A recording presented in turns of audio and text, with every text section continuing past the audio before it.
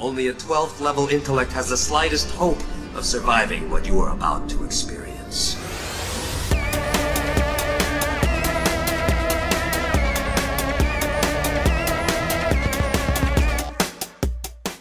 Have like a thing that I thought to talk about. Oh, nice. prior to us. It's not super interesting, but like, so the first episode of this podcast, I opened up with a thing about, hey, you know how it was the bat plane in everything, and then Tim Burton made it the bat wing, and now it's just been the bat wing since then. Yeah. Or, mostly anyway. Yeah. And so I've been reading the Batman. I can't remember exactly what it's called, but it's like a collection of like the very first Batman comics.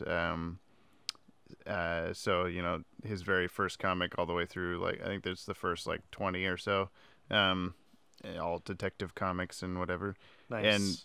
And or maybe not the very last one, but very close to the end, there's one of he's fighting these weird like Frankenstein monsters that Hugo Strange creates, and it's basically what Strange Days is based on. Oh yeah, like, the Monster Man, right? Yeah, that too. I guess it has its roots in that. Yeah, but like there's like it's exactly like the Strange Days short, which I didn't really realize. Like the design of the monster guys is like exactly what we see. Like he's got a big weird like farmer hat and stuff like that.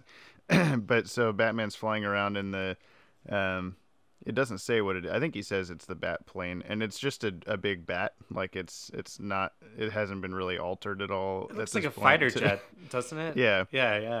Like yeah, well in the cartoon it is. It's just a big bat, and well, like a animal looking bat, like fur and everything. Yeah, well, wings and a head and stuff. Yeah, it's just like a thing. But he in the cartoon he puts like a canister that just very clearly says like tear gas or something across it. But in this, he's just shooting it with bullets, and then he like kills all of them in a horrific way and knocks them off buildings and stuff. And it just made me remember how much of original Batman comics he just kills people and shoots people with guns all the time. Yeah. Superman was kind of the same way. Superman would beat a lot of people up. That would be the end of the lesson. I mean, he does that anyway. That's his thing. Right. I mean, he just snaps people's necks, all sorts of things. But yeah, like I don't know, there wasn't really much of a point to me saying that, but there's just an interesting tidbit that I always forget that Batman is so murderous in those, and that it's sort of tied into my Batplane thing, but not really. Oh, that's awesome. But yeah, I mean, if you enjoyed that little me talking, how about another hour and a half of it? Welcome to the 12th Level Intellects podcast. And by an hour and a half, I hope that that's the actual length, because the last two have been way too long, and I apologize for that. We'll aim for an hour and a half. Yeah, we're talking about 2 movies today, so hopefully we can try to keep those kind of short, because we also have another couple letters in our Untitled mail segment that I'll try to not spend forever on. Oh, who am I? I'm James Strecker, and this man is Tad Kandrick. Hi, that would be me. Hello. Mr. Todd Kondrock. It's the joke of saying words wrong. All right, well, so here we are. There's a Legion of Doom video game coming out. I don't know if you saw this. It's a Lego Legion of Doom. Yeah. Oh, that's cool. It's just called Lego DC Supervillains, but it's like who you would expect from like Super Friends Legion of Doom, and the Joker, because the Joker always has to be in these things. It doesn't have like voice actors or anything, but usually the Lego games are just a bunch of like wow, ooh, and stuff instead of actual like dialogue. Sure. So I think it's not really that important for that part. But I played Lego Batman. I think it was 2. Maybe I played 3.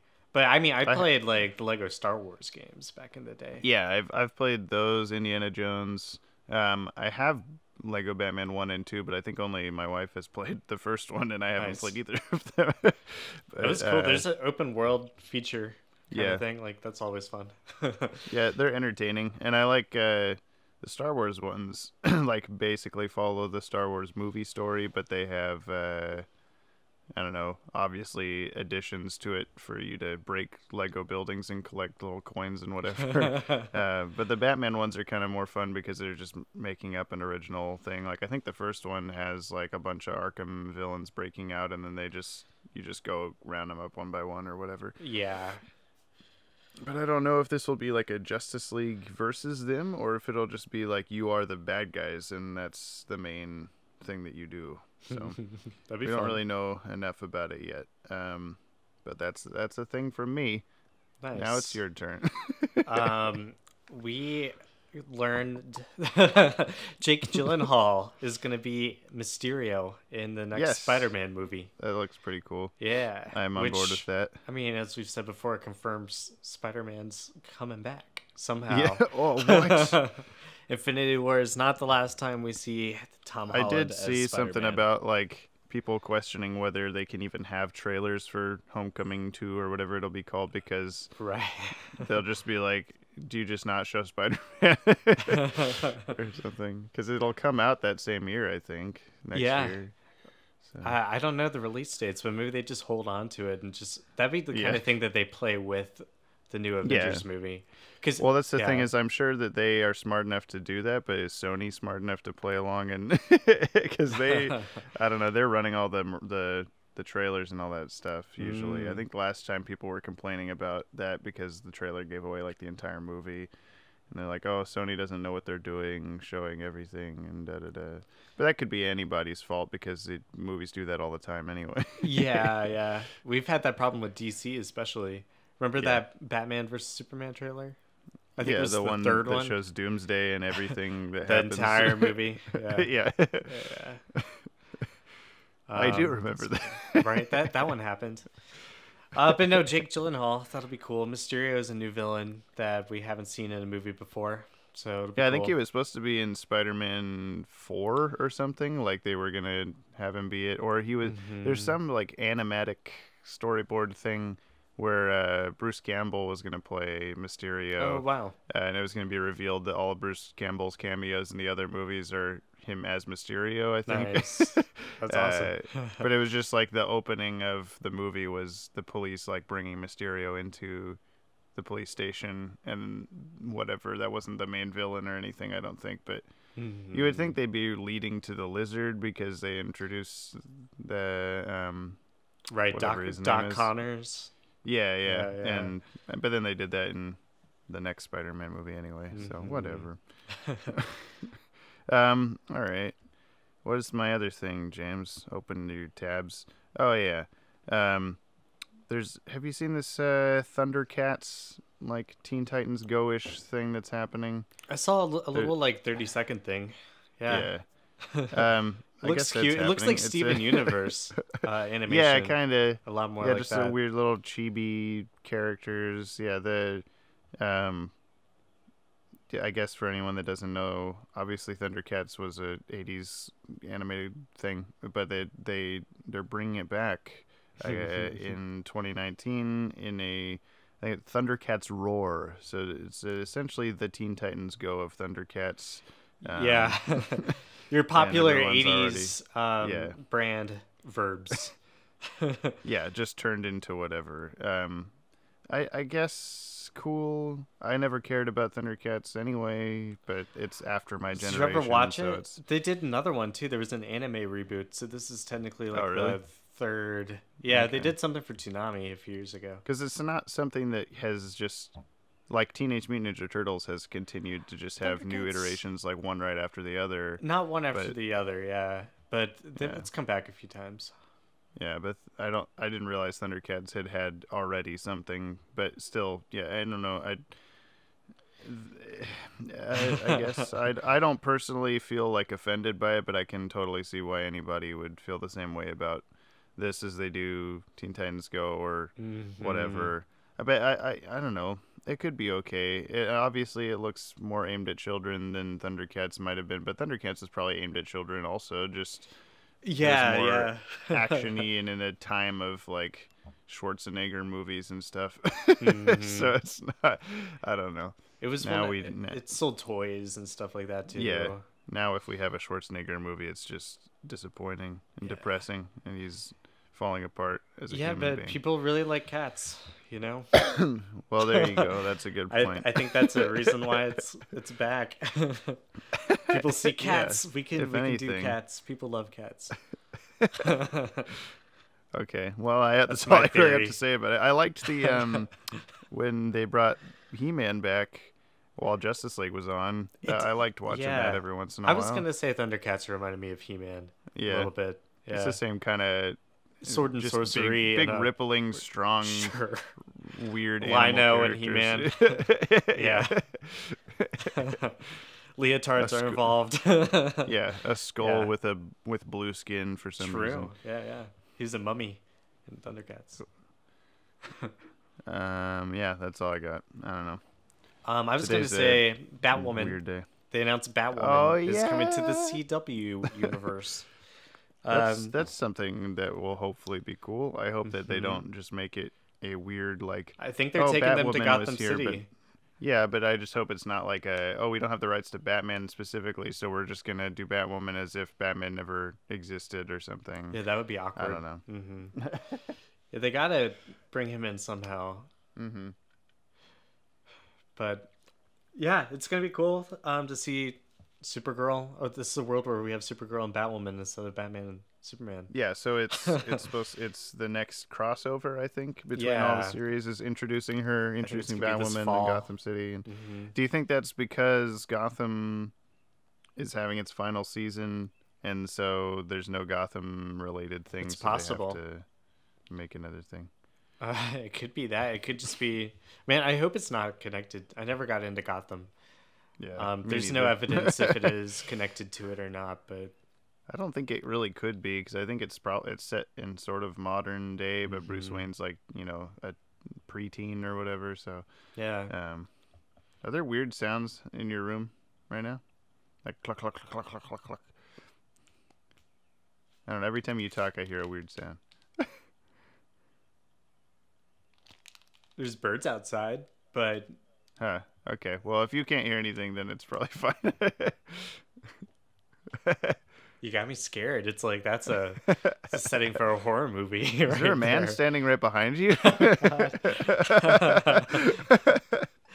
Anyway, there is not. Who's that in the corner, Ted? I don't recognize that guy. All right. Anyway, feel free to tell me if there's anybody standing behind me too. Yes. You're in the more scary situation over there. You're in a dark library. Yeah, I'm in a spooky little house. Yeah. All right.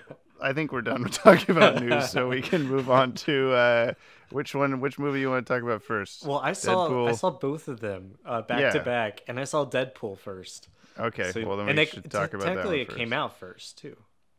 It also is first in my heart. No, I don't really have a... No. It's also a sequel.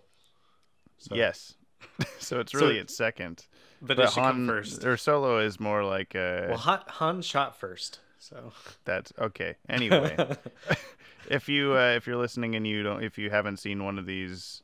I put the time codes in the description. Go skip it if you don't want to hear things you don't know about. We Deadpool will spoil 2. them. It's a sequel to Deadpool. It's the second Deadpool movie.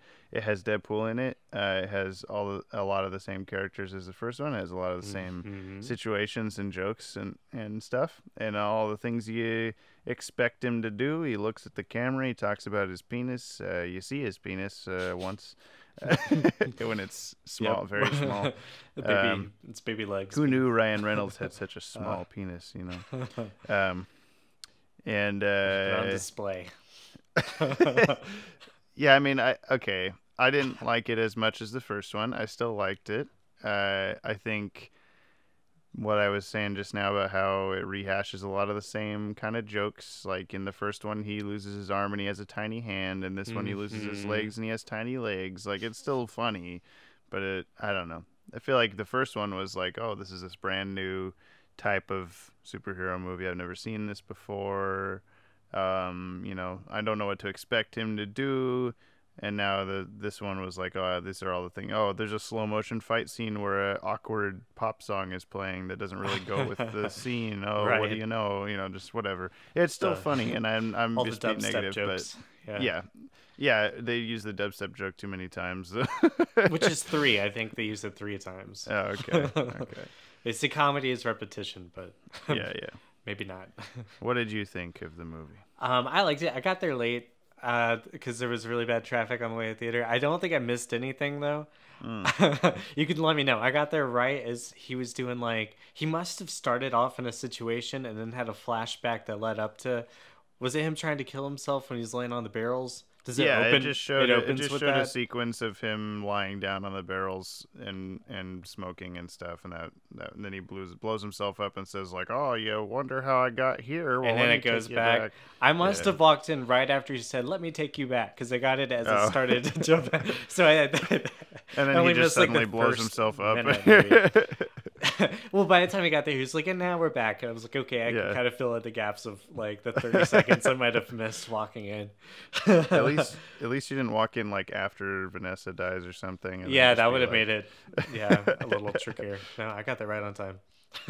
So do you know, is Vanessa a character in Deadpool comics? I haven't read much Deadpool comics, so I don't really know. I can't talk to that, but I want to say so. I think maybe she is, because someone I feel like pointed out last movie that she is supposed to be a different superhero character later or something like that. I don't know. Someone's angrily saying it at the podcast right now, but I don't know what it is. I know Domino is from the comics. She's part of the X-Force.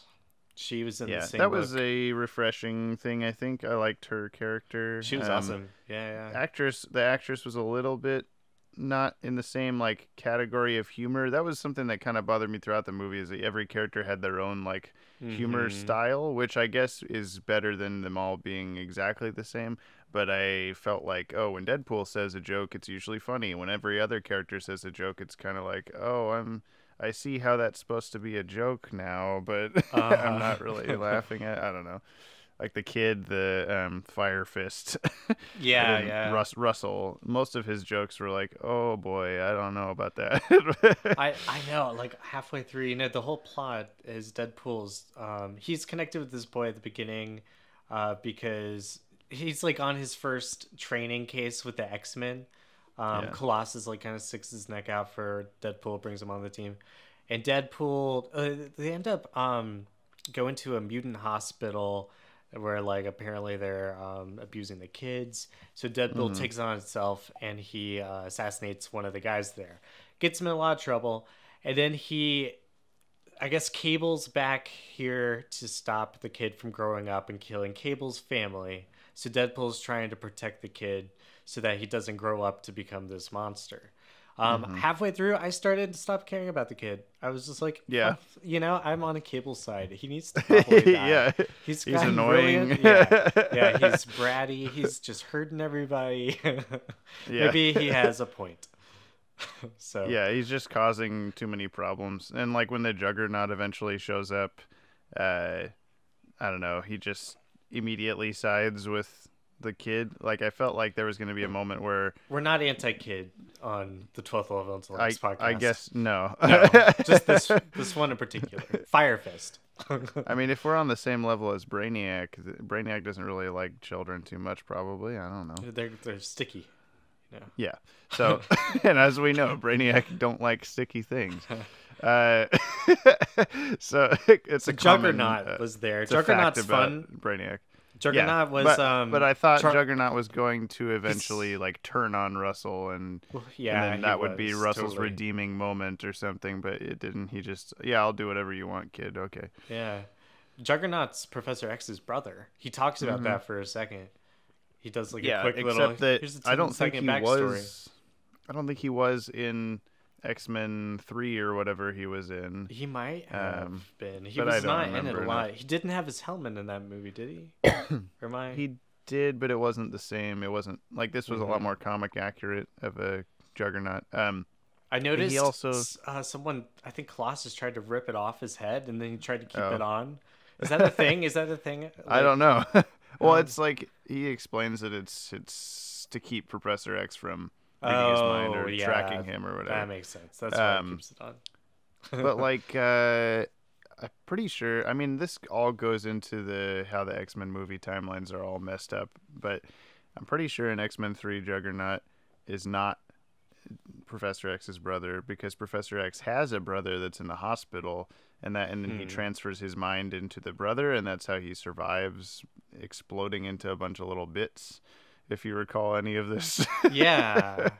So, but when did the brother thing happen? That was in X-Men 3 also. Was at the end of it? Yeah. Maybe you gotta rewatch the X-Men movies. Yeah, no. Except that I have X-Men Apocalypse sitting on my bedside table right now, and it's due today, and I gotta watch it today, I guess, if I'm gonna watch it. I haven't seen it, so I tried. I didn't finish it. Which yeah, sucks because I really wanted to like it. So I mean, maybe I need to give another shot. Pretty great. Yeah, I liked that one. That one was awesome. So I like Deadpool too. Yeah. I enjoyed it. Yeah. Yeah. I'm not saying I didn't. I guess I really like the after credit scenes. I thought that was cool. The X-Force was funny. I want to talk about them first. How they they just die at the beginning of the mission, and it was after all the stuff. They had a cool little. I guess it was when they're in the X-Men mansion, and Deadpool's talking about how Fox can't afford to give him any of the good ones. So they got stuck with Colossus and Juggernaut. I guess other X-Men in a room. Yeah, they're playing cards or something. Even though those are like the '90s versions of the X-Men, so it doesn't make any sense. Oh, it was cool. That was kind of the Kelsey Grammer looking version of Beast. Yeah, that's true. And I think we see Professor X in there, just slightly. So that was funny. Yeah, I guess I should bring up, because Maddie Washburn, timeline, vanishing point man, sir, he has brought up a couple of timeline related things with this movie. One is that in the post credits, so Vanessa, dies at the start of that's what the catalyst for everything, right? So if Vanessa, he keeps Vanessa from dying, but because of that, none of the rest of the movie should have happened. So he didn't need to then go back and save Peter from dying. Yeah, what I'm talking about. Like, he should have, if he had done that first, okay, but he didn't need to do it at all if he saved Vanessa. Like, that wouldn't have, none of that would have even happened. That would have been the first step. True, very true. And then he goes and he kills X-Men Origins Wolverine Deadpool, which was a really funny moment. Everybody in the theater laughed at it when I was there. It was obviously he poked fun at that version in the last one too. But Maddie had brought up that he created like a Reddit thread when the first Deadpool came out about how even though Days of Future Past erases almost all of the X-Men movies, it doesn't erase that area of X-Men Origins Wolverine, like the present day part of that movie. So that Deadpool should still exist in the 80s. So the fact that he goes back and kills him and then he says something like just cleaning up the timeline, don't mind me. Like, that could be just a generic joke, but it also could be like a direct reference to Maddie's Reddit thread about how that part still exists. Yeah. So yeah, I also hope so. Oh, that's awesome. It'd be pretty funny. Congrats, Maddie. Ripples through the internet. There's a Green Lantern reference too. There's a scene he kills himself. He kills while Ryan he's Reynolds, reading the script at first. Yeah. I appreciate that these movies do stuff like that, because that's all what Deadpool is like breaking the fourth wall and all that stuff. And even though it tries to stay grounded enough in the like X-Men universe of the Fox X-Men universe, it's sort of its own separate thing from that too, because it knows it's doing all these things. Like, Ryan Reynolds is real, Hugh Jackman is real. They make a bunch, which professor are you bringing me back to, and stuff like that. So it's right, yeah, Stewart or McAvoy. McAvoy. He's self-aware. He's a fictional character. That's always been a lot of the fun with Deadpool, is he's got that sort of meta contextualization. I was kind of surprised they didn't make any sort of joke about Cable being the son of Jean Grey and Cyclops. Yeah, I thought so. Yeah, I was. So I guess either he expecting isn't that. in this or whatever, but he didn't. Even if he wasn't, I'm just surprised that Deadpool didn't say something about that. Though I don't know what it would have been. Yeah. Yeah, it was good. Yeah. I think that it was like the fact that we just saw, Infinity War, that any of these things that are so soon after it are just going to be sort of underwhelming, but and that's not its own fault. No. But I think comparatively, it's still a little bit lackluster compared to the first one and to other recent superhero films. It's kind of amazing we have so much stuff coming out all at the same time. Yeah. Yeah. I saw Isle of Dogs too. I'm not trying to talk about that today, but I enjoyed it. Is that Isle of Dogs or I Love Dogs? It's both, depending on how fast you say it. Yeah. The Wes Anderson movie. It was cute. Oh, speaking of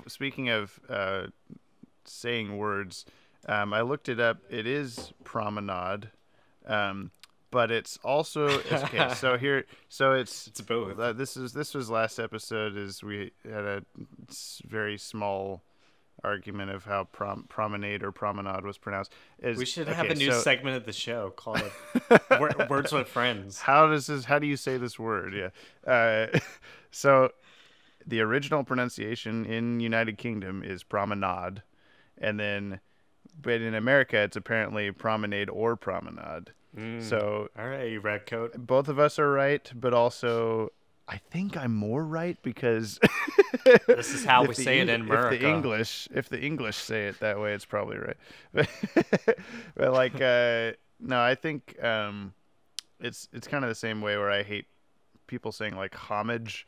I always say homage because that's how the French say it, and that's how the word is. It's an original French word. There's no translation. So why would you change the pronunciation of it? I don't know. Why not? Although I guess it's a little bit pretentious. It's like saying like, oh yeah, I was on my way down to Venezuela. Like just, putting like an accent on exactly what you're saying or whatever. But I don't know. That's Deadpool 2, I guess. We don't really have a lot to say. And then we also saw Solo. We're going to talk about that in this episode. Yeah. There's too many movies in too little time. Yeah, okay, well, that's good.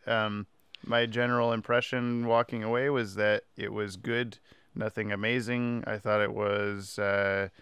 It didn't make Han Solo feel weird, which is what I was worried about. Like I was weird. True. Worried that it was going to be weird that it wasn't Harrison Ford, and then it wasn't weird. I don't think. I think they did a fine job of making his character enough like if they were just writing the script, I kind of figured that they were thinking, what would Harrison Ford Han Solo do in this situation? What would he say?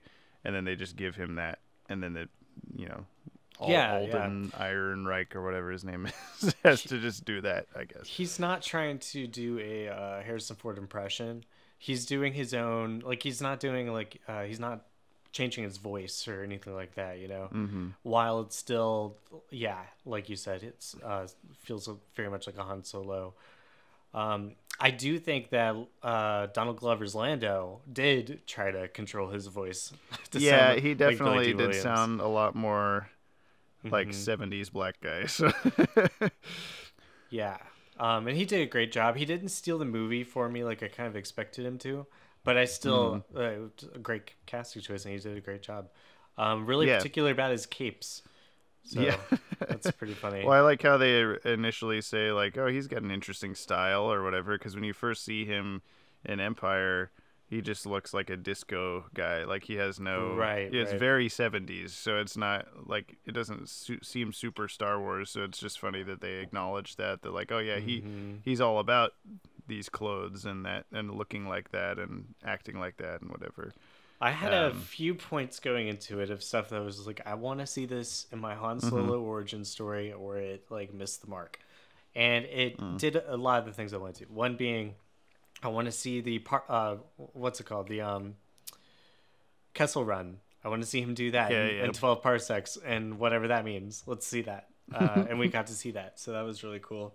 Even though it didn't make a whole lot of sense, but it was kind of cool. It was like they're in a wormhole sort of thing, and it was like some sort of area of space. I guess. Yeah. And then he had to take a shortcut because he was being tailed by an Imperial Star Destroyer. Yeah, I did. I liked that they found a way to, because people have always nerdily argued about like, when he says he made the Kessel Run in 12 parsecs. Parsec is a unit of like measurement, not a or like a space, not time. Right. So there must be some kind of weird like wormholes that he jumped through and all this stuff. But then it turns out the Kessel Run is just like you have to go this way, but he chose to take a shortcut. So. Yeah. Lando was saying it takes 24 parsecs to get through the Kessel Run, or something so he like did that. it. Yeah, 20 he did it twice quick. Yeah, like I do like how he says, some 12 I just level made it in 12 math. parsecs. Yeah, 12 level parsecs. I like how he says, yeah, I made it in 12 parsecs, and then Chewie says a Chewie sound, and then he's like, I rounded down, or like not if you round down. Yeah, that's right. I like. So he's Chewie. just been lying the whole time. Yeah. That was another thing. I wanted to see how he met Chewbacca, and we got to see how they meet. And as soon as they kind of threw him down there to the Beast, it was very much like the what was it in Episode 6? The Bantha, Rancor. is that what it's called? Rancor. Yeah. It felt like that scene, but it ended up being Chewbacca. That's what I thought it was gonna be, and I think that's what you wanted. They wanted you to think. Yeah. That was really cool. There was I think I said after I came out that there were a handful of things that were a little bit on the annoying side of like, how did Han Solo get his blaster? Whoa, here's how, or whatever. But like, you have to do some of those. Like, if you didn't do any of them, it's kind of like a damned if you do, damned if you don't. But if you like, so basically, this movie didn't need to be made, is the bottom line. But since it was, if they didn't throw any of those things in, people would be upset either way, I think. But there weren't too many of those. There were a couple that they maybe didn't need to do, like at the end when he says he's gonna go. I heard about Jabba the Hutt, but he doesn't actually say Jabba the Hutt. I know, but we should have heard the name drop, and we should have seen that hut.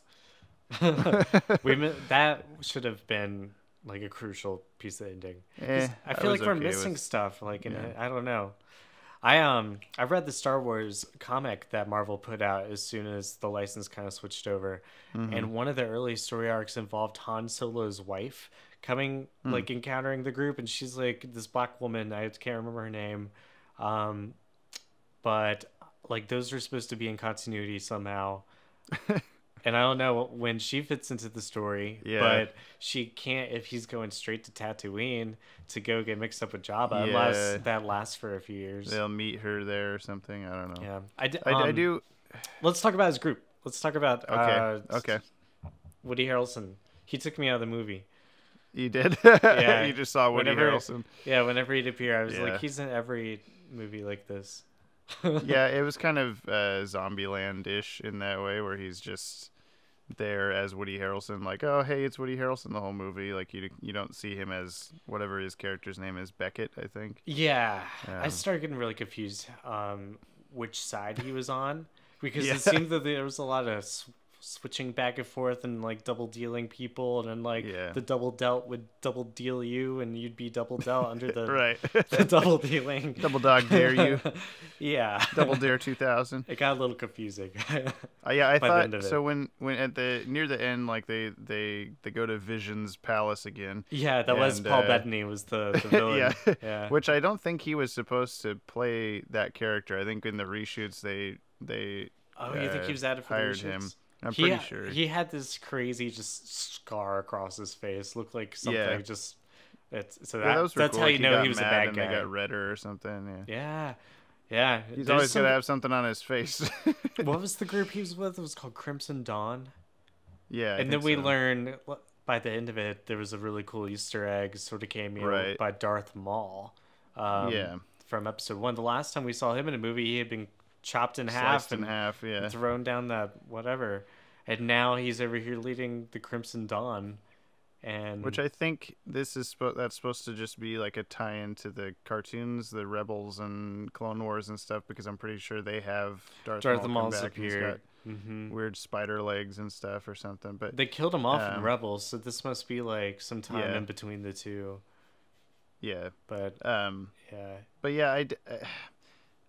this movie had the most of those kind of links to the shows and comics and things that you wouldn't know otherwise, which I guess is fine.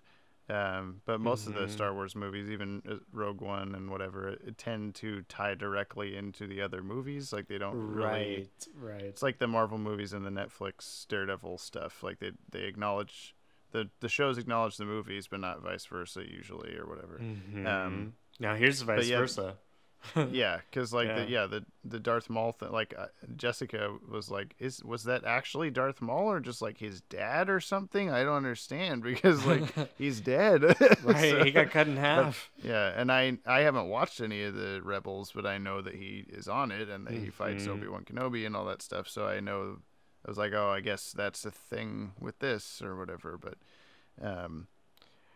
someone had told me that there was a weird cameo in the movie, like an unexpected cameo. So the whole movie I was looking out for that. I knew it. I knew it going in. I spoiled myself just because it actually made me excited to go see it. Okay. Yeah. But at first I thought that they were maybe referring to, so that, you know, the whole movie was like 90% reshot or whatever by Ron Howard, who directed Willow and The Grinch. Bunch of other stuff. Jim Carrey's The Grinch. Let me see some other. It felt like a Ron Howard movie. I remember thinking that halfway It really through. did. It was Yeah, like, this is definitely a Ron Howard. It was a very movie. like kind of fantasy adventure thing compared to some, and like that seems to describe Star Wars in general, but it felt a lot more like a never-ending story kind of like era movie. What are other things that he directed A Beautiful Mind, which Vision guy is also in with, or I can't remember his name, Paul Bettany. How the Grinch Stole Christmas. He was Opie. Willow. Andy Griffith. He was Opie. Oh, you're right. Yep. But so I thought that the weird cameo was Clint Howard, his brother, because Clint Howard comes out of like the Robo cockfight ring and is like, hey, get out of here, robot! This isn't your place to be. I can't remember freaking characters' names. Right, to the robot. RD3J, whatever the hell her name is. So I was like, oh, is that the weird cameo? Because it was kind of abrupt, and like I know that's a famous actor. That's Ron Howard's brother. Okay. But then later I thought it was Warwick Davis, who's the main. He's in it later. He played Wicket in the Ewok in episode 6. Right. But he's also the main actor in Willow, a Ron Howard movie. Which I just watched recently for the first time, and this movie reminded me a lot of that actually. But so then I was like, okay, I guess that's the weird cameo. But then the very end is there's just Darth Maul. I'm like, okay, no, this is the weird cameo that everybody's talking about. You know it when you see it, yeah. I like Darth Maul. He's one of my favorites. So, like, knowing that going in, I was like, I want to see some Darth Maul. I could play some Duel of the Fates. It's going to be awesome. And they kind of did that. So, even though he didn't have any action, he just appeared on a hologram. He stood there. Yeah. Yeah. He's just. Well, if they had just had him show up, that would have still been cool too. But I don't. If they had him do anything other than stand there, that would have been kind of like out of the blue or whatever. Well, yeah. Well, it already was. Liked it. Yeah. I kept expecting, knowing that he was in it, I kept expecting the Marauders who were chasing after them with the cool masks. I thought he was going to be the main person there. Okay. But instead it was this redhead freckled girl who looks just like Bryce Dallas Howard. It's not her. What? No, you know Ron Howard. He's that's his daughter, Bryce Dallas Howard. Yeah. She's in like Black Mirror and stuff. Yeah, but so he wrote. Why do you think she looks like Bryce Dallas Howard? Because he wrote her into the movie. He's like, I'm gonna have that be someone who looks like my daughter. I don't know. I disagree that she looks like her in any way, but okay. Just in the red hair and the freckles. That's all. Just she's a girl. She's got skin. Arrested Development 5 just came out, season 5. I'm gonna watch that pretty soon. Oh, okay. Yeah. He's in that. Speaking a lot. of, yeah. He's...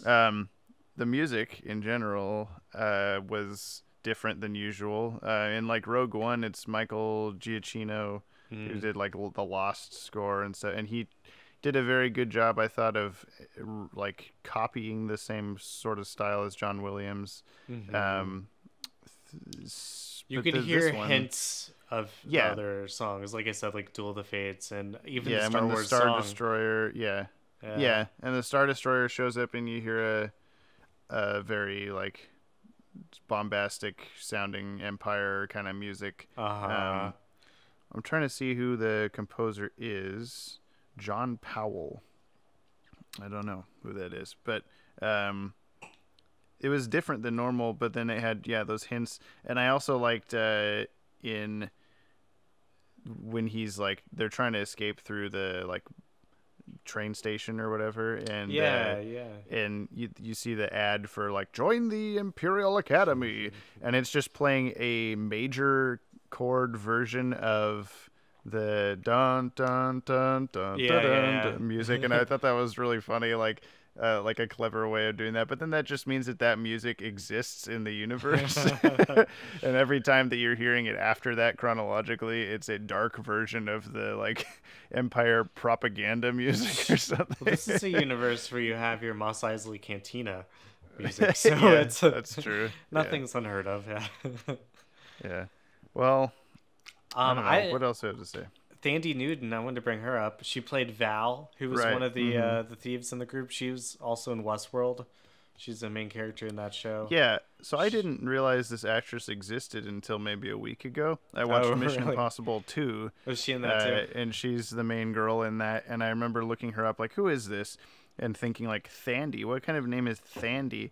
Does she have a lisp in her Thandie Newton? Like, I don't know. I'm sure that's the normal joke to make there. I'm sorry, but so I was joking about that. And this actress exists. Yeah, the 12th level intellect, and then I found out because I was watching a Jurassic World talk show. Is she in that too? No, but she was on it because she's on Westworld. And Westworld and Jurassic Park may be owned by the same fictional park company. Westworld, Jurassic World, they both Disney World. They're both these AI theme parks where you go to die. To die, yeah. And then now she's in this movie. So she's just been in all these things in the last week of my life that I didn't know she was in anything that she existed. Wow. Thandie Newton's a big part of your life. Yeah, she really is. That's beautiful. That's good for you. That's beautiful. What were you gonna say something about her character, or did you just mention She's in her? it. Yeah, I just want to bring her up. I'm looking on the IMDb cast list, and apparently. Do you think Darth Maul is going to confuse the general audience, like to think that it's set like before episode 1? Yeah, I mean, like, because that would make either sense. they won't remember, either they're just casual Star Wars fans and they won't remember that he's supposed to be dead, and they'll be like, "Oh man, I guess she's involved with the Empire. That's too bad." Or like, "Oh man, this is set way before episode 1." I guess, yeah. It's like Han Solo was older than we thought. Wow. He was like 50 when they meet him in episode 4. Well, Chewbacca's 190 here. Right, yeah. Jon Favreau was apparently in the movie as Rio Durant. Maybe he was like an alien in like makeup that we don't see or something. I'm not sure. No, he's getting his own. Is he doing a TV show or a movie? I think he's doing a TV show. Thing? Yeah. I read that he's doing I want to say it's a show that is set 7 years after episode 6. Okay. Yeah. Oh yeah, cool. I think we talked about this a little bit. That would be cool. Mm-hmm. The weird slug monster at the start, Lady Proxima. Oh yeah. I thought that was pretty cool that it was mostly a puppet. It seemed like because I enjoy that they do that stuff. She is voiced by she's voiced by Linda Hunt, who is what the visual base is for oh my god, what's the character's name in The Incredibles that makes their costumes? Edna Mode. Oh yeah. This is like the visual reference for that. That's awesome. Who else is in this movie? maybe like Emilia Clarke or something. Oh yeah, she was good. Which, you watched Game of Thrones, yes, yes. I do. And Khaleesi. yes, that I thought was going to be something that would take me out of the movie because I would just only see her as God, I can never remember. Daenerys. I know, yeah, Daenerys Targaryen. But I didn't. I saw her as this character, which I guess is good. It's kind of weird how the original Star Wars movies just cast a bunch of people you've never seen before, and then they became known as those characters. Whereas now Star Wars movies cast people you already know. Right, and you're like, oh, it's Childish Gambino, you know. So there's not like a, I don't know. I guess that's good to get people to go to the movies, but I don't know. I like Donald Glover. I'm a fan. So I mean, I guess not a lot of people know the guy that played Han Solo, probably. So I only know him from Hail Caesar, the Coen Brothers movie, and he's only in like one scene. Yeah. And we were talking before about it maybe being weird that he isn't Harrison Ford, but there was a lot of people saying that there's this actor, he started out doing impressions on YouTube, and then he did like a really good Harrison Ford impression. I can't remember his name, but he played a young Harrison Ford in some other recent Harrison Ford movie, in like a flashback. I think it was The Age of Adeline with Blake Lively. And everybody was like, oh, you got to get that guy, like, obviously. But I think if it was that guy, it would have been actually weird, because he would have just been the whole time like Anthony Ingruber is his name. I think if he was it, it would have been more like a, I don't know, like a high school play of Star Wars where you have to like pretend to be this character. I don't know. Where's my family? The whole time. Yeah. It was okay. I did honestly. I think I disliked it more than liked it. Oh yeah. My takeaway from Han Solo. Yeah. I wanted to like it very often. But, no, that's kind of how I feel bad too. Which is too bad. But well, I was saying that there's some of the stuff that they probably didn't need to give like origins for in this movie or whatever. One of those is like the Millennium Falcon is just this like spotless, pristine ship, and then after the Kessel Run, it's just completely torn apart, like almost as much as you would have seen in 10 years later or whatever. Sure. Like you can just do. There's so much more time between now and the next movie. And I was almost surprised that they didn't end the movie with them like meeting Luke and Obi-Wan in the cantina or something, like just ending it exactly where that starts or something. Just like they did with Rogue One. Right. Which that made like more a sense pleasant for that. surprise, I think. Yeah. Right. So I guess we recommend both of these movies to an extent. Maybe more Deadpool than Solo, but I still enjoyed. If you're a Star Wars fan, it's still rewarding. Yeah. It's just not a great movie. It's still fine, just not it's great. Fine. Yeah, it's not amazing. I was happy that I didn't feel in the way I did with Justice League that Solo was like, oh, everything's so weird and reshot and overdubbed and all this stuff. Right. Yeah. Knowing that they did all of that, so. Yeah, I didn't feel that way either. It had a lot of pre-production problems. Like, I'd like to know what the 10% of the movie is that they didn't reshoot. Like, that seemed like it would stick out more, but I didn't notice, so. No, me neither. Yeah, that was cool. So good stuff. Do we want to? What's the next thing we usually do on this stupid show? Comic relief. You want to go first? What have you been reading? Well, I don't want to spoil anything if you're not caught up on No Justice. I'm not. Okay. Because my shipment didn't make it to this house. That's for right. no reason. Well, I read No Justice. I won't go into any details about it, but it's still really good. It's got the last issue is out, but I haven't read issue 4 yet. But yeah, they got a new artist on issue 3. It's no longer Francis Manapul. It is, who is it? I have it here in my hands. I am not sure. Oh, I can only do this for so long. Riley Rosmo. Okay, thanks. I'm not I'm not familiar with his work, but Riley Rosmo. So it's a little jarring. That's a little different. The drawing styles definitely not Francis Manapul. I feel like some of the page layouts aren't as creative either, but it's still the story's going in interesting cosmic directions for DC. So Didn't I you will say give them you that. read Avengers number one. I was gonna bring that up too. This is a series reboot from Jason Aaron, who did the recent Star Wars comic for Marvel. That's the one I brought up earlier that had Han Solo's wife in it. There's a Star Wars series. I don't know if he's still writing it. He's probably off by now, but yeah, this is like maybe 2 years ago. But it took place in between episode 4 and 5. So it was an interesting time, like Luke, Leia, Han Solo, all that stuff. So Jason Aaron's writing this. Ed McGuinness is drawing it. Ed McGuinness is known for doing Batman, Superman, Public Enemies. Okay. That's his stuff. art style. So it starts off with kind of like Batman Metal, how there's, an ancient thousands of years ago, there were all these tribes of the bat, of the wolf and everything. And it was like, oh, these are characters that we know in the modern day, but the ancient versions.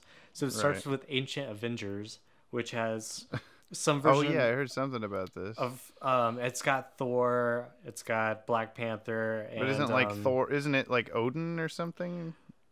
It might be Odin. No, it is. Well, he is the Thor spot or whatever. Yeah. Yep, it is Odin. No, you're right. Yeah. It's Odin. You can see how closely I read it. Agamemnon, the guy who's in Doctor Strange's Time Stone. Yeah. Iron Fist and Ghost Rider and Phoenix from the X-Men. So that's kind of fun to have like ancient Avengers, and they face off against these. So similar to No Justice, just these 4 cosmic-looking Kirby gods that have invaded the Earth. It's the exact same plot, just like, oh no, there's these giant Kirby-looking gods that are here to eat the planet. And so they're doing that in the past, while in the present day, Tony Stark and Thor and Steve Rogers are hanging out. They're having drinks. They're just hanging out as friends. Steve wants to bring the Avengers back. Some shawarma. Yeah, they're eating shawarma. They're not, but... Basically, as soon as the pitch is over, the god things from the past come back and they've reawoken for the modern day. So the modern Avengers is really similar. It's got Black Panther, Captain Marvel is on the team, Ghost Rider, She-Hulk.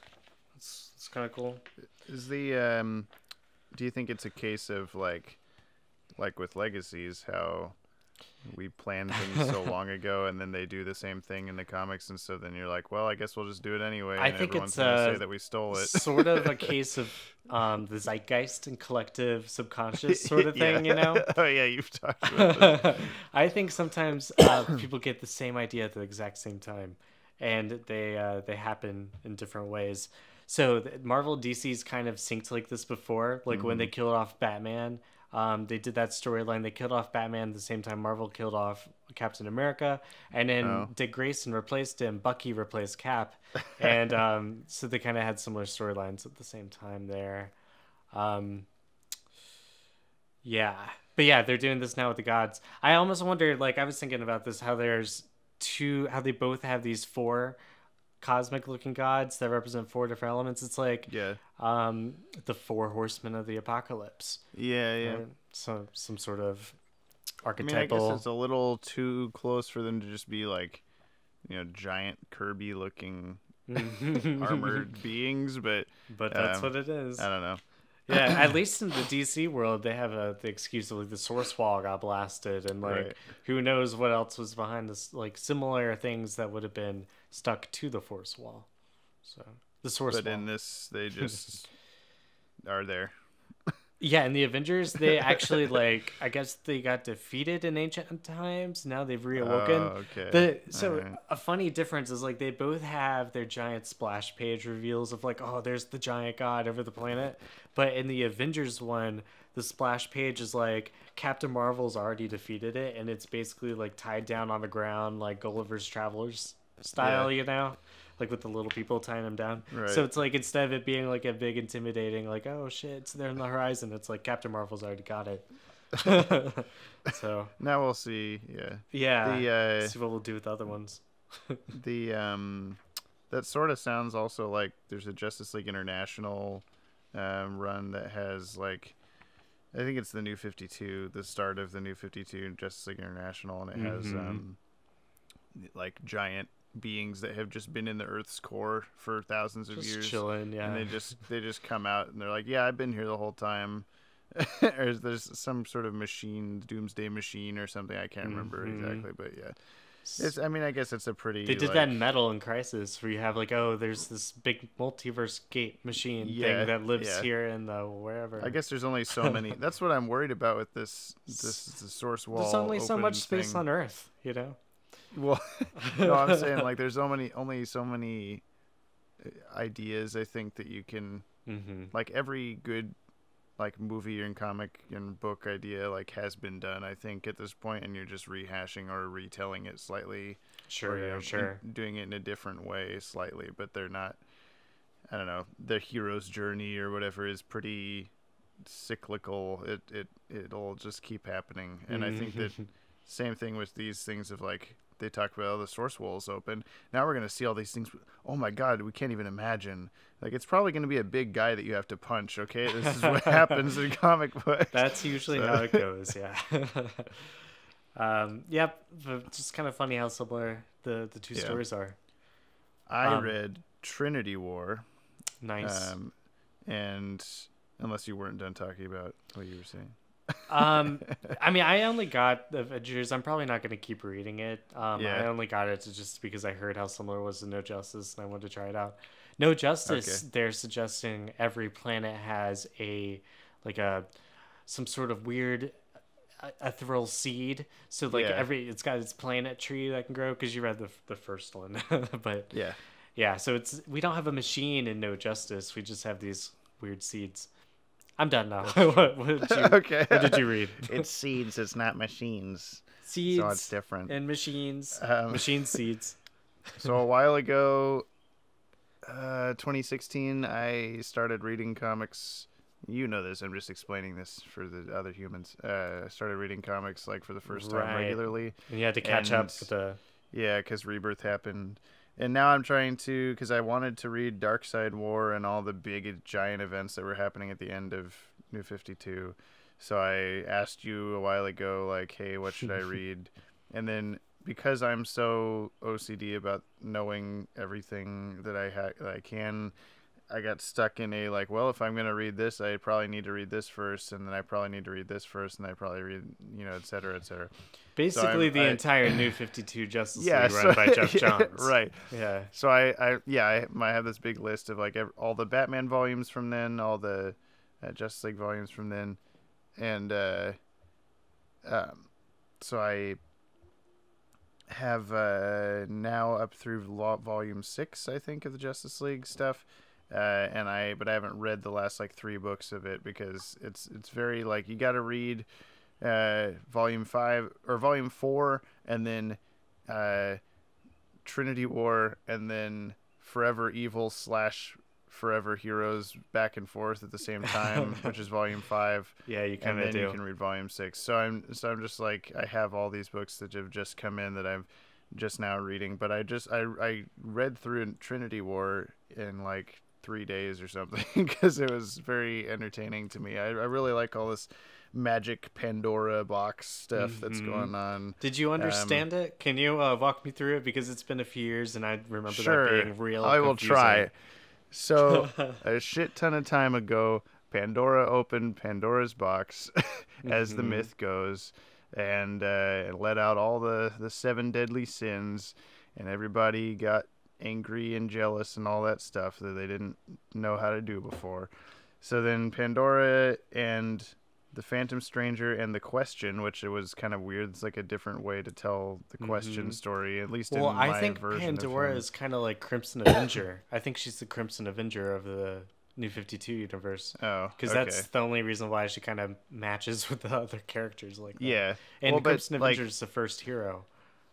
of DC. He's what? The first like masked hero of. Well, yeah. So it's like she kind of is too for the New 52. I guess. Okay. But like, has Crimson Avenger ever been like a weird, like ancient immortal character? Sort of, yeah. In the JSA, Okay. yeah. Okay. The Crimson Avenger is kind of more of a spirit, in a way. It's confusing. Keep going. Okay. Well, just they have the question is part of this too, which I feel like he's always just been a guy in the past. Yeah, this before is New such a 52. weird version of the question. Yeah. So Pandora and Phantom Stranger, or the man who will become Phantom Stranger, and the man who will become the Question, are brought before the like Shazam council, like Shazam and all the other like Shazami gods. I can't remember their name. The name of it's the Rock of Eternity and center of the multiverse and all this stuff. And so they're like, "Oh, you all did bad things. You shouldn't have done those things. So we're gonna punish you by making you into what's the guy in Crisis on Infinite Earths that's like, I have to walk through everything and see Pariah. everything." Yeah. I feel like that's pretty much the same concept. They're like dooming him or dooming these people to have to walk among Earth forever and watch everybody Well, kill not each forever. other. Sure. Not in DC Rebirth. So yeah, okay. Spoilers. Spoilers. Pandora does not end well. Doesn't make it past issue 1 or whatever. Yeah. So yeah, Pandora. It's mostly following Pandora, and she's like trying to find someone that can hold Pandora's box, which is like a weird golden skull. And this person that she has to find has to be either like pure heroism, like pure good, or pure evil. There has to be no back and forth in their heart, or else it won't work. And so she tries it on Superman, or she tries it on like Vandal Savage in like the 1400s or something like that, and it doesn't work. And then she tries it on Superman, and he must have some evil in him because it doesn't work either, and he goes all crazy, and she nabs it away from him and slips back into Nowhere Town to be never seen again for a few issues. And in the meantime, Justice League Volume 4 is happening, where there's like a crime syndicate Alfred that's making a secret society, and all the Justice League is fighting like Amanda Waller's version of the Justice League, and all this stuff is going on. But Pandora is still walking around like, "Hey, can anyone like open this box for me?" and she keeps like meeting up with like Phantom Stranger shows up to help the Justice League at one point, and the Question's there helping them, and like they all have their individual stories, but it seems to be mostly Pandora based. That's the stuff that I clung on to the most, at least. And then I guess I won't like completely. I mean, we talked about she dies, but that's not for a while after in DC Rebirth. And I think they did that as more of a symbolic, like we're done with the New 52. Right? Yeah. Pandora but was it's kind of unfortunate knowing that she dies, though. It just gets blown up because I like her character a lot. I think it's a unique, fresh way to do things. Like, obviously, we met her for the first time at the very end of Flashpoint, the comic book. She was the one who kind of spoke to Barry Allen as the New 52 was being written from the end of Flashpoint. Right. And in all the #1 issues of the New 52 that they came out with, she is in the background of every single issue, at least in one panel. Okay. Every #1 issue of the New 52. If you go back and look at it, you can see that makes Pandora. sense because the Question has his big corkboard of stuff, and she's like, "Oh, finally, Pandora's coming out of hiding," and it's like showing a bunch of different pictures of her in the background of other things. Oh, yeah. So that's cool. Yeah. I also liked all the Constantine stuff that was going on in this. This whole thing was barely Justice League and more all these kind of supernatural characters, which I liked a lot. Constantine is like, "Hey, while the Justice League is fighting amongst themselves, hey, Captain Marvel, why don't you come with me? We're gonna go, do an important mission." But then he just takes away Captain Marvel's Shazam powers and uses them on himself, and then he's Shazam for like 5 minutes to fight a bad guy. And then that kind of ends weird because it's like it was one issue of Constantine's comic, so it ends with like he dies and becomes a ghost, and then you see like the ghost of a Constantine character that I don't know who it is saying like, "You killed me and now I'll kill you," and then it just ends. And I'll never find out what that is because I'm not going to read Constantine. But I think I might have that on my Comixology account because I was reading all those books on digitally at the time. Yeah. So Yeah, I really enjoyed it. Yeah. I'm glad that I'm now. It's kind of weird because if you read Volume 4 of Justice League, it's very linear narratively, and then it skips like this entire Trinity War thing to get to the final issue where the Crime Syndicate comes out of the portal and stuff. Mm-hmm. And then this Trinity War recounts all the stuff that you missed plus some that you've already read, and then ends in the same exact spot. So they're kind of like you read one and then you read the other one to get the like Lion King 1.5 side of the story. Yeah, I gotcha. And then they both end the same way, and then the next one would just except now I have to read two at the same time, so it's a kind of a hard way to read. The Forever, you're talking about Forever Evil and then Forever Heroes. Yeah. Forever Heroes is more of like it kind of goes into the origin stories of all the Crime Syndicate. And they're all really interesting. It's a great kind of modern take on those characters. And there's like it definitely continues the plot with other books. So yeah, I would recommend going back and forth. That's a good plan. Yeah. I enjoyed Forever Evil a little more than I did Trinity War, I think. So I think you're going to like it too. It's a really good one. I would say I'd recommend this. Like I'm really liking all this. Most of it's Jeff Johns, so it's good anyway. But this Justice League line and the tie-ins that go with it, I think if you didn't want to read Trinity War, you could probably skip it because they go over most of the important stuff in the Justice League volume anyway, and then it's kind of just all fleshed out. Who is Pandora? Why is she here? All that stuff in Trinity War, but and a lot of Phantom Stranger stuff too. Mm-hmm. So that's why I liked it. But I think. If you be OCD about it like me and like list out for yourself, hey, read these exact issues in this correct order, it's worth it, I think. And it'll hopefully I won't hate myself trying to read Forever Evil and Forever Heroes back and forth with each other. Well, yeah, I'd say you could probably get away with saving Forever Heroes for after Forever Evil if you wanted to. But I'll do it the right way. It's worth trying. Yeah. Yeah. All right. Well, let's skip to Untitled mail segment so that we don't run out of time here. There was a guy, Nathan, who contacted us last time. He asked us about like the layout of the Watchtower and stuff. We talked about that for way too long. Yeah. He sent us another message. He says, "Hey guys, it's me again. I asked a loaded question about the Watchtower for the last podcast. By the way, James, it's pronounced promenade. Ted was right." So no. Anyway. Hashtag Ted was right. This time, but not really. Says, I've decided I'm going to try and get at least one or two questions in for you guys to answer on your podcast each week. Okay. Good luck. I mean, feel free to if we actually start getting more people or we talk about Infinity War again, we'll probably not get to do these every week, but we appreciate it anyway. He says, I'll maybe give a few fun facts and things that you may or may not know about the DCAU. Okay, try me. Possibly one of my favorite facts about the DCAU would be, did you know the song The Question plays and later mumbles in the episode Fearful Cemetery was actually a parody of Britney Spears' Oops, I Did It Again? I mean, I guess so. I knew that. I knew that reference. It sounds like any like 90s pop song. Did you know, James, that the song that they played in the Batmobile and Batman and Harley Quinn was the Watchtower song from the JLU theme song? Yeah, it is the JLU theme song. Thank you for showing me that. Yes. See, what Ted is referring to here is how I missed it the first time and had to put it in the second time, and I was mad at myself. That's true. Okay. I have a fun fact.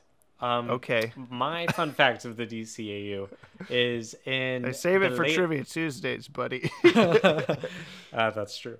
But the late 90s, they did some animated tie-in merchandise material to the Batman and Robin movie with Arnold Schwarzenegger. Sure, so you can find these really cool... bed sheets and like puzzles and coloring books. Yeah. I had the coloring books. Yep. It looks like Batman animated series, but everyone's in their Batman and Robin looking costumes. It's hilarious. Poison Ivy looks really awkward in Tim style with her weird little like 60s like hair things. I don't know. Robin looks pretty cool. It's worth looking. Yeah, he did. I do like Robin's costume in that style. It's very sleek. Anyway, he says, also I think a good name for your mail segment would be Mail from the Metro Tower. I think it goes well. with your Watchtower theme, and it's a nice nod to the DCAU was as well. It kind of makes sense. Like, you guys are up in the Watchtower and the Metro Tower is down on Earth, so the mail gets sent up there for you guys to read. Not to mention the alliteration. Yes, the alliteration. I like it. I like it. Maybe we can find a version that includes the word Metro Tower or something. I think that makes sense. Metro Tower mailbox. Metro Mail. I don't know. Yeah, we'll figure it out. If you have an idea. Metro Mail sounds like a sexual preference. It's like I'm trans Metro Mail. Okay. Now on to my actual question for the podcast. Who is your guys' favorite B to C list character from the DCAU? For example, my favorite superhero in general is the Question, but in the show there's Elongated Man, Gypsy, Red Tornado, etc. Once again, I'm sorry for the long paragraph email. Maybe that's why my favorite hero is the Question. Anyway, thanks for reading, and I hope you guys touch on this for your next podcast. He says, thanks from your crazed and possibly number one fan, Nathan. Oh. If you would like to challenge Nathan on this, feel free. Well, I think the Question is a great answer to his question. Yes. But we've got other... I got to think about it for a second. My favorite B2C list... well, do we have to? Does it have to be a Justice League member? I guess it doesn't have to. I'd say in the animated series, I've always liked the Tigress episode. Was it Tiger? Or no? Yeah, that's the name of the episode. Yeah. I always liked Tigress. I thought he had so much more potential in this character arc. For some reason, a lot of people think Moon of the Wolf is bad, and Bruce Timm, I think, has listed that. Or no, I'm thinking of Werewolf. That's the Werewolf one. I'm mixing up Tigress. I'm sorry. No, I'm talking about the one on Emil Dorian's island. Yeah, and Catwoman gets turned into a cat. Catwoman. Yeah. I always like Tigress. I also really like Aztec in the Justice League Unlimited, and he had one speaking line in the episode. Yeah. I am Legion. Yeah. He's like analyzing the wall that the key grabs Luthor in, and that's it. So I always I read Aztec's comic by Grant Morrison in the early 90s, and he is in the League for like a minute in the Rock of Ages story, and then he comes back later in World War III. But he always had such a cool concept, and they brought Azteca, or maybe she just goes by Aztec, in Steve Orlando's recent Justice League of America run during Rebirth. Wasn't she just in like Kingdom Come or something? She was in Rock of Ages, actually, when they go to the future and they have the little team. Yeah, you're right. Yep. Yeah. So it was kind of cool to see that character emerge in mainstream comics, like 20 years later. So, yeah. Maybe it's in real time, so that's why it's. They've been kind of doing that with Kingdom Come too. Like characters we see in Kingdom Come will trickle down into the mainstream world. Yeah. So Red Robin and stuff. But Aztec gets my vote. I think I'll agree with Nathan that I like the Question, but that's probably because he was featured a lot. Like we got to know him. I think there's a lot of characters in the Justice League that really interested me that we never saw do like anything, like Wave Rider, Obsidian, Aztec, or some other ones. I only like him because of the comics that I've read, so it's like got nothing to do with the show. I mean, like when Panic in the Sky, when all the Ultramen are attacking, and you just see like hints of like, oh, there's sand for 2 seconds and stuff like that, where it's like you don't get to ever see them do anything except for that. I really like the Atom. I like Ray Palmer. Yeah, I'd say he has like stuff in the Return and Darkheart. Like those are some of the. Voiced by Dr. Cox from Scrubs. Right. So that was cool. Yeah. I wish we could have seen some of those background ones that we never see, like Johnny Thunder. See him like twice or once maybe, and like, but he looks like his like 1940s young baby faced self. Yeah, I don't think he could hold an episode. Jakeem Thunder could, if they had modernized it. Yeah, maybe that's too close to Static in the DC. Oh, yeah, that's a good point. That would have been kind of cool to see him on Static, though. Maybe another season where they like tie in more of Justice League Unlimited, bring him onto the team or something. Then they would have done like, oh, hey, I'm walking through the Watchtower. Here's a bunch of superheroes. Like, here's a Hardware or something. Right. That we never didn't know was there. Yeah. Triumph. Yeah. So I guess that's my answer. Is cool. A bunch of them. And then we have one more piece of mail. This is from Dylan says I'm bad with last names. Maybe it's just what he says. Dylan says, hashtag, this is on Twitter. He says, my brother and I just had an idea that I'm not sure anyone else has had. What if the frozen Hitler from Savage Time gets unfrozen, teams up with Ra's al Ghul, Vandal Savage, and maybe a few others, and they together cause the near apocalypse of '09? Ooh. He says, we know that Talia was involved, and to my knowledge, the DCAU never does anything else with that frozen Hitler from Savage Time. Everything seems to line up to me. What are your thoughts? I think the frozen Hitler is just they froze him while Vandal Savage was there, and then as soon as Vandal Savage was like killed or gone, they just unfroze him, and World War II happened like normal. So that's why everything returns to normal in the present day or whatever. When life gives you frozen Hitlers, you gotta make frozen Hitler lemonade. Frozen Hitlerade. I mean, that's the JSA: The Golden Age was a comic that had Hitler, and like I was just thinking about it because I wrote a comic relief thing about it that you'll see in a couple weeks. So it's really funny. But so it's like Hitler becomes a Silver Age hero called Dynaman, and the trick is we don't know it's Hitler for the entire thing. It's just like, oh, America's got a new superhero, and he's Dynaman, and he's basically like a Superman archetype. He has this weird tiny mustache, but whatever. No, he doesn't. But it's revealed in the third act that it's like, oh, the Ultra Humanite transferred Hitler's brain into the superhero's body, and he's been pretending to be an American hero since the war. Like, oh, he's so evil. So the JSA have to fight him. It's like the classic Green Lantern and Flash and Hourman, everyone. That one was awesome. So it's really not beyond the realm of DC to have Hitler be a superhero villain like it's happened before. DC has the Spear of Longitis that was established in the last season of JLU.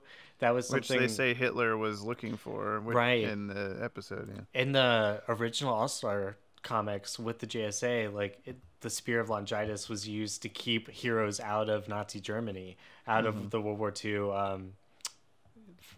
the whole area. So the Spear of Longitis, there were no heroes. That was on the CW Legends, I think. Also. Oh, they did that too? Nice. Yeah. Yeah, I mean, in terms of Near Apocalypse of '09, we can never really answer questions about it because we never hear anything that happens in it. So anything's possible, really. I mean, we have our own version for the comic. That's probably Ra's al Ghul's definitely involved. That's all we really know. Yeah. Raz, whatever his name is.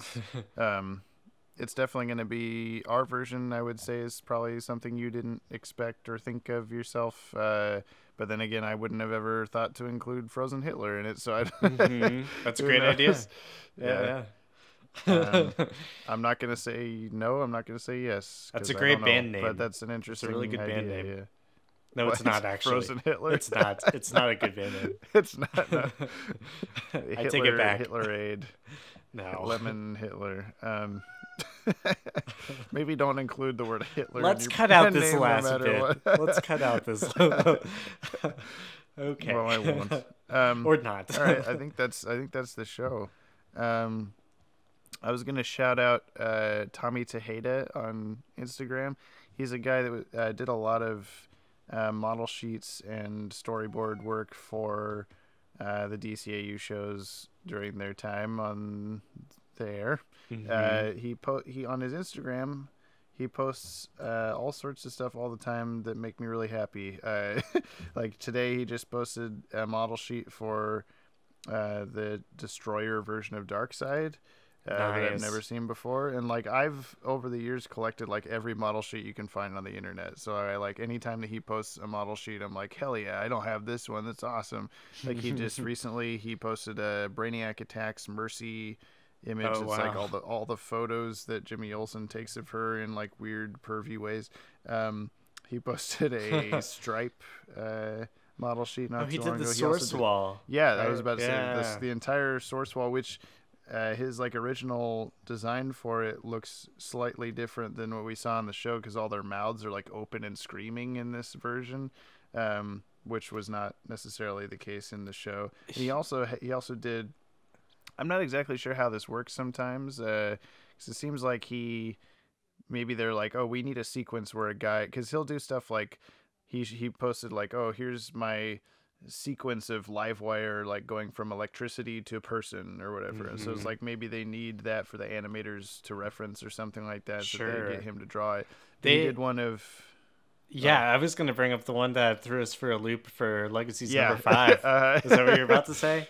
Yeah, there was one of it was in Alive, the second to last episode of JLU, where Killer Frost freezes all the villains inside with Luthor. There was a big fight between Luthor and Grodd's side of the society, and Killer Frost makes a giant iceberg, worth of villains. Yeah, full of villains, yeah. Yeah, so he had drawn this iceberg with all the villains trapped inside, and it was different from what we saw in the episode, but we are kind of going back in issue 5 and following seeing up that moment with that. And so it made us look back out of our artwork, make sure it matched, but then we realized it did match the episode, and and we had to kind of like switch around some of the villain characters. Yeah, we spent like 5 hours that morning just going like, oh no. Yeah, because in the episode, the people that are in the iceberg thing are the same people that he originally drew, but he also included Bloodsport. I think I can't remember. Oh, Electrocutioner. Oh yeah, and Silver Banshee. Right. Mm-hmm. And so we were like, I don't remember those people being in the iceberg. Like, we looked into this, and then we had to go like back and check, and they weren't. So we're like, okay. But then we realized that there were some people that were like standing there next to them that weren't. This was like a few days ago, so I can't remember now. But it's something where we had the wrong people on the ship and the wrong people not on the ship, or when it explodes. And so basically, we've been trying to keep track of all the villains associated with the Secret Society and figure out that we know who is in available. what situation at the end of the season. Some of them might have died. Some of them were captured in Dead Reckoning and Gorilla City. Just a bunch of random situations. Yeah. And we realized we were a little wrong. Yeah, that was the biggest part, was we had like 6 different characters listed as captured in Gorilla City from Dead Reckoning. And then we realized like 2 of those were actually on the Citadel when it explodes or something. So then we had to be like, oh, okay, so now there's only like 3 characters that are captured. But then I went and watched the episode and like freeze framed every shot that you see a villain in and counted the exact villains that are in there. And some of them, for some reason on the wiki, were listed as being there when they really weren't, or vice versa. Or we see them in the final scene of the show where Luthor shoots Grodd. And so our creative fix was to add more villains that hadn't been on it at all. Yeah, because Solivar, I mean, we'll talk about this when we do like an issue discussion, I think, probably. Yeah. Solivar says like, oh, we captured nearly a dozen of his supervillain cronies. He says that in the episode. Yeah, and then the count of how many he should have, he has like 2. So we added like 10 more people or 8 more people or something like that you never saw in the Secret Society, but make sense to have been in the Secret Society. So you'll see. Yeah, they're all. It's not like, I don't think any of these characters we added to the DCAU. I think they're all villains who have been either like mostly in the DCAU. Yeah, there might be 1 or 2 who we've only seen for a second in like a comic panel, but it should be cool. It should be some fun cameos. Yeah, for those that don't understand what we're talking about, we do a webcomic called Legacies of the DCAU. It's at legasiesdcau.com. It follows up Justice League Unlimited and will end at the start of Batman Beyond, in theory, if we keep doing it. Jumping around to different stops. Yeah, we'll be going through different times. Next calendar year, we plan to do a bunch of 2019 set stories, I think, or at least a couple. So you'll see. All right. Well, let me get to Ted. Do filler. Say something funny while I get to the to our plugs. Well, yeah, we got to plug our stuff. I've got a website. I could talk about my thing. I launched an LLC not too long ago. I got my own creative services company. It's called Artificially Creative, and really, it's just to get my paperwork and tax stuff in order for my short film work.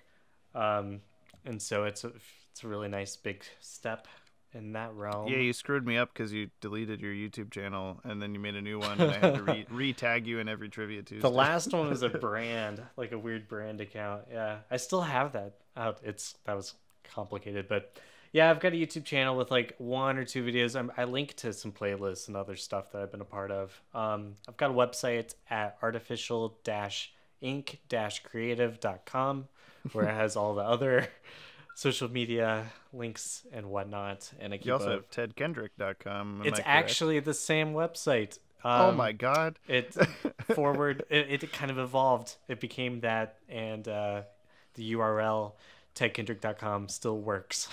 It will just send you to the new one. Even on a similar note, if anybody listening to this, so maybe one person maximum, that knows anything about my JTS Entertainment stuff, I did have jtsent.com for a long time, but I recently stopped paying for it because I'm not doing anything with that for the next year or so while I finish my movie. So I just kind of like, there's no point, and I need to redesign the website anyway. So if you ever like, I was going to email you at jtsent.com, don't do that.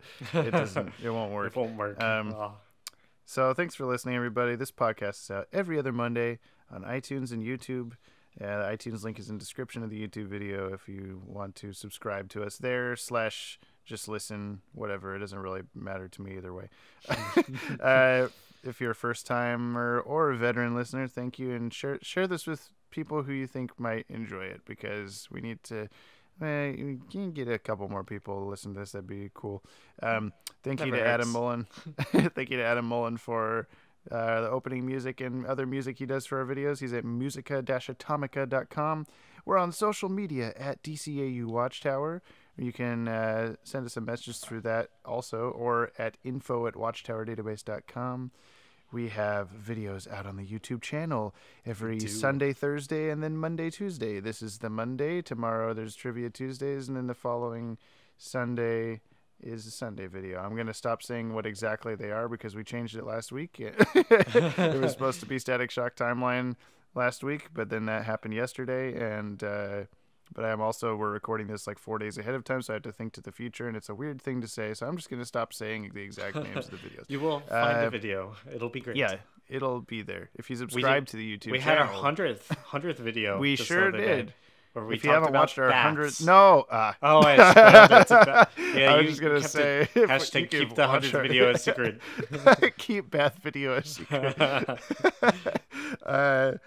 Yeah, that was kind of fun. You were like really not wanting to do that video. You're like, guys, I do not have time for this. Yeah. Anyway, we're also on patreon.com/JTS Entertainment if you want to give us your coffee money. There's also something that I've been seeing cosplayers do, where they like they post a thing that says like so and so bought you a coffee, and it's essentially like giving you the amount of money that would equal a cup of coffee. Oh, cool. So that you like equate that in your brain. So I got to figure out what that is so I can get us to do that too. I could use a cup of coffee. That's all. Thanks again for listening, and find us on all those places and follow us on all those places. I think if we get enough followers on Instagram, I can do that thing where you swipe up to go to the actual link to the video. Because right now I just have to say, hey, follow us on go Instagram. To it. Yeah. At DCAU Watchtower. All right. Deadpool solo. Go see him. That's it. The end. Cool. I love you all. Goodbye. Adios.